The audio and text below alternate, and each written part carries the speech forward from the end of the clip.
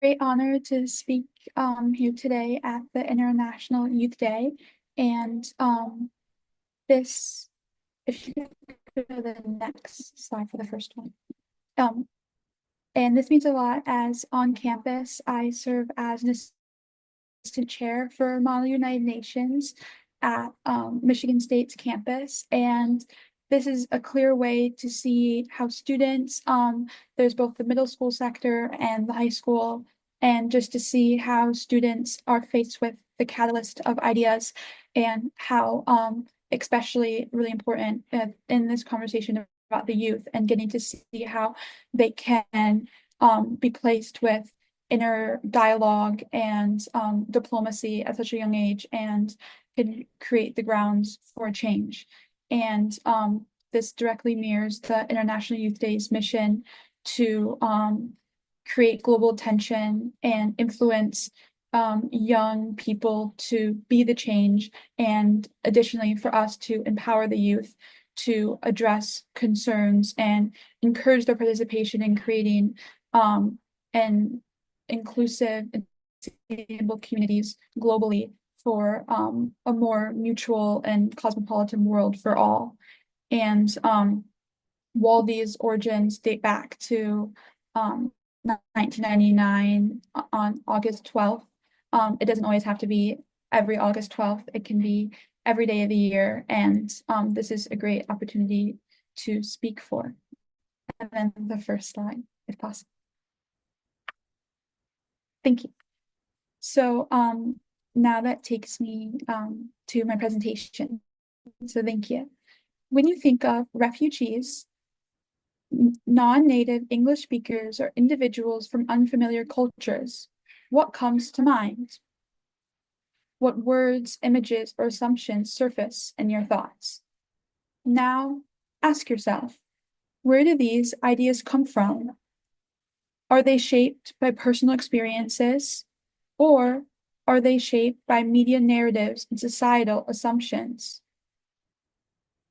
I argue that many of these perceptions are not based in reality, but rather on a lack of direct exposure to individuals with diverse backgrounds. Today, I want to challenge all of us to rethink these narratives, not as barriers, but as bridges to a deeper understanding of humanity. The truth is, for many of us, these perceptions are not grounded in reality, but are rather due to a lack of direct exposure for individuals with different lives, languages, and histories diverse from our own. They are rather shaped by media narratives and societal assumptions. What if I told you that the way in which you see the world, your perceptions of people, cultures, and traditions has been shaped long before you're even aware of it? That your reactions, assumptions, and even biases aren't entirely your own, but ingrained in your upbringing, your environment, and the narratives in which you've been exposed to. This concept is known as habitus, in which French sociologist Pierre Bourdieu describes as a deeply rooted set of dispositions that influences how we interpret and interact with the world around us. And habitus is powerful. It shapes not only our personal viewpoints, but additionally, institutions and societies that we build around us, not just in the United States, but across globally. And it also can affect how we see cultural differences, whether we view it as a threat, an obstacle, or an opportunity.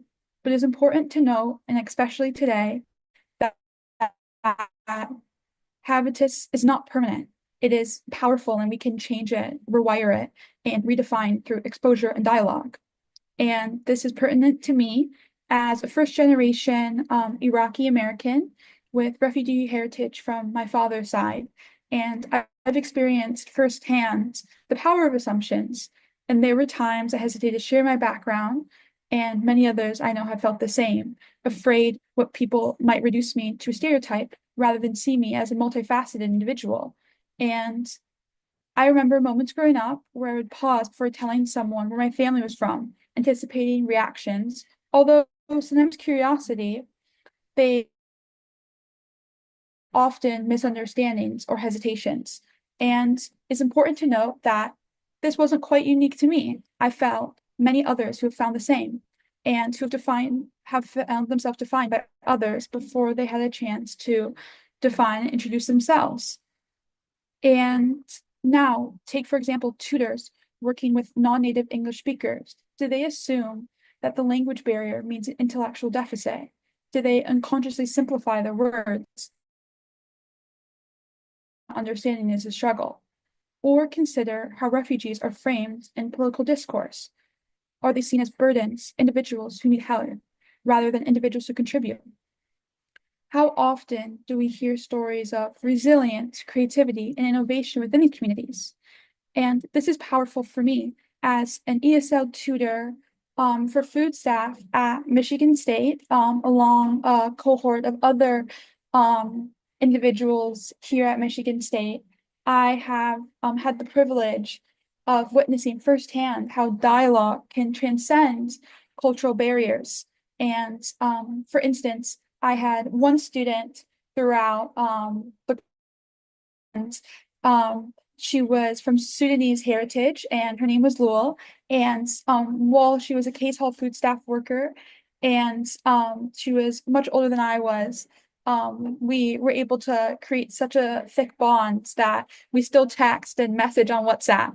And she was originally a shy student, and later, within only a few sessions, just simply by listening and recognizing the cross-cultural competence and importance, I learned her stories of motherhood and resilience through her stories of seeking refuge. And these exemplify how empathy can foster healing in community.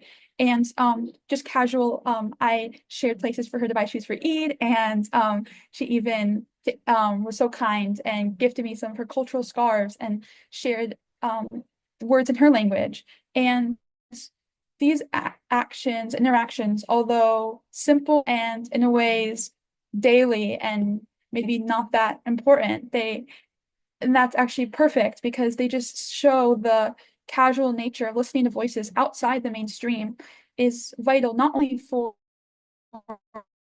social change on the political scheme, but rather just on the most basic level enriches our understanding of the human experience. And although these assumptions are not just harmless misconceptions, it's important to note that they shape how we interact with one another daily, how policies are formed, and ultimately how inclusive our society can be. And so that is why I urge everyone to shift from a barriers mindset, a barriers deficit set, because this is paramount, not only as an international relations student, but in our current social and political climate.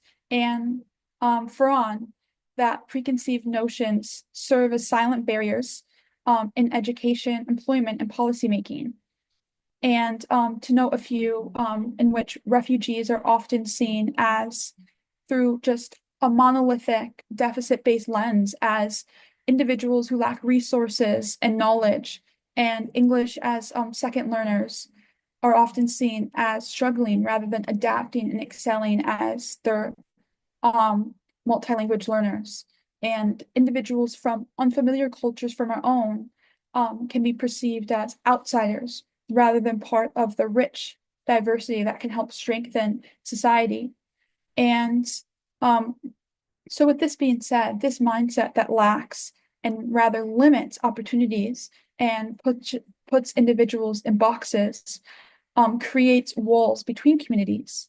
But it's important to note that these invisible barriers, they aren't real. They're created by our perceptions, and we all hold the power in our daily lives to dismantle them. So it's important to reframe the narrative. And this has been something that I have found very powerful through my work with refugees and cross-cultural exchanges. And thinking back again to more of like the daily interactions in which tutors I've held relationships with from Pakistan, Colombia, and India, to note a few, that these weren't just simply transactional relationships in languages or academics, but rather lessons in human connection and each interaction a preconceived notion I held about their society, whether about educational systems, traditions, or simple experiences day to day. And what made these exchanges so important was that they were mutual. It wasn't about one person teaching the other. It was both sides learning, growing, and expanding their knowledge of the world. When we stop seeing cultural differences as obstacles, we have the opportunity to unlock something truly profound, a chance to learn new perspectives, build relationships that go beyond just the surface level, and a chance to see the world not through division, but through shared experiences. And so you might be asking yourself, well, this is all nice and humble. What is there I can do? So first, I urge everyone to confront their implicit biases and maybe find yourself challenged and asking where these perceptions come from. Are they based in real interactions, or is it rather inherited assumptions? And second, I encourage you to seek out perspectives different from your own and engage in conversations where you find yourself listening and being intentional, exposing yourself to diverse cultures, ideas, and experiences, pushing yourself out of your comfort zone. And finally, reframing how you see cultural differences as a sense of learning and growth.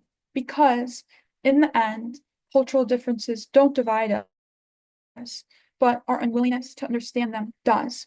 If we make the choice today and going forward for the rest of society to engage and embrace the richness of humanity, we can truly build bridges and foster a society rooted in cosmopolitanism.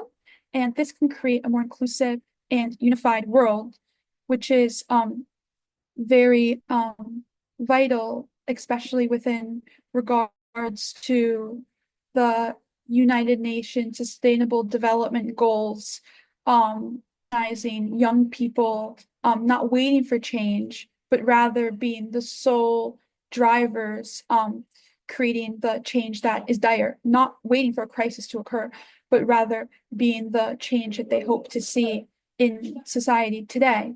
And on campus, I've been able to work together, as said earlier, with the Refugee Development Center and as a head of the e-board of the Refugee Outreach Collective, in which we provide support to displaced individuals and working in partnerships with the UNHCR, Chad Refugee Camp, and coordinating guests from the United Nations, the International Rescue Committee, and hosting panels with professors to promote peace and diplomacy. And additionally, creating a film in which individuals were able to share their history and share their culture. And again, through more simple gestures of what's your favorite food and speaking in your cultural language.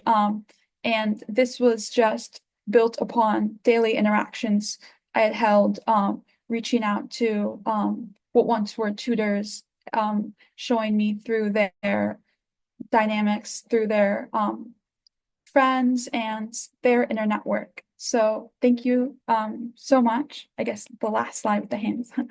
Thank you so much for this opportunity, and thank you.